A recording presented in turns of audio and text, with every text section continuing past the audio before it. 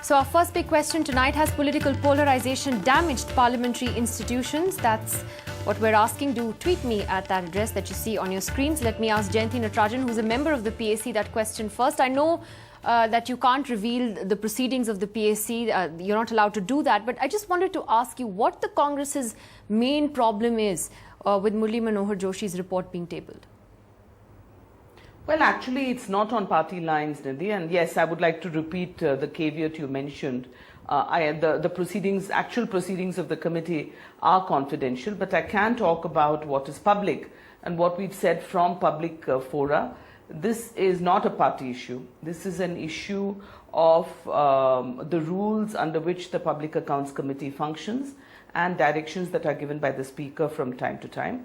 The issue is, first of all, if you remember, the Congress said long ago that the Public Accounts Committee is dealing with this, and therefore even the Prime Minister has offered to appear before the Public Accounts Committee, and Dr. Murli Manohar Joshi and opposition leaders heading it. But at that point of time, the opposition washed out 2 entire sessions of Parliament, insisting that the PAC was not enough and it must be a JPC. That is history. Today, the issues are, it was not tumultuous, or it was, we raised particular issues, and what is in the public domain is what has appeared in the media, that 11 members of the majority of the committee have rejected the report, and that report is over. Well, the reason you rejected it is because it makes you uncomfortable, because it criticizes the Prime Minister's role in the 2G issue and Mr. Chidambaram's role. And it is on party lines, isn't it? If it isn't, then what is it? No, it's not. It's a bit of a... No, Nidhi, that's not the issue. I think the members raised very important issues. For example, at that, I'm only quoting media reports. I was not a member of that committee. For example, the draft report contained supposed evidence from people who were not even... who had not even appeared as witnesses. There were major discrepancies. And according to Rule 261 of the Parliamentary Rules of Procedure, when there is a difference of opinion, if there's a majority vote is taken, and that is treated as unanimous, there are no notes of dissent. So we said once that has been done, of course Dr. Joshi has said publicly that he had to adjourn the meeting because of the conduct of some members. So the next question then arises, if he adjourn the meeting, then what did he send the Speaker? Where was the report that he sent to the Speaker? Well, I think what we're all looking at is how you're saying it's not on party lines, but it's really become such an ugly battle. And you had all the Congress members of the last PAC then having this unprecedented press conference to trash the Murli Manohar Joshi, and Jay Panda then as an MP. Are you, looking at the larger picture, worried that institutions like the PAC, which are supposed to be bipartisan parliamentary panels, have therefore been undermined in the process?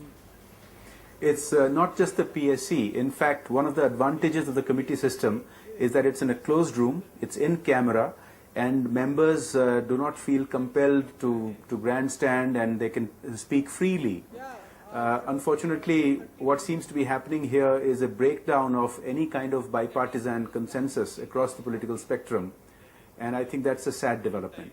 Kiran Kher, how does the BJP see this? I'm sure, I mean, you realize that there is partisanship on both sides actually. This is so divisive, even the issue of the PAC, and if this is how things are in the PAC, people wonder what will the JPC be like?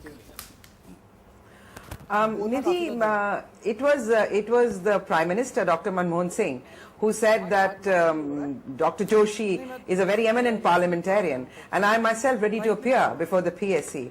But immediately the Cabinet Secretary and the Prime Minister's Secretary were asked to appear before it. The members went crazy. They started heckling Mr. Joshi, and we all saw the ugly scenes like you mentioned on television. It was very ungraceful. Firstly, it was very ungraceful, uncalled for, and as Jay Panda says, that it should have been in camera and it should not have been made public. I think that's when the whole problem starts. Every time that the Congress comes into power, they do politicize all the institutions, right from the President's office down to the governors and the vice chancellors of universities are those people who are either from the Congress party or who are politically inclined towards the Congress party. So these days are different, you know. These days, media is so strong, so independent. There is a space for civil society voices everywhere.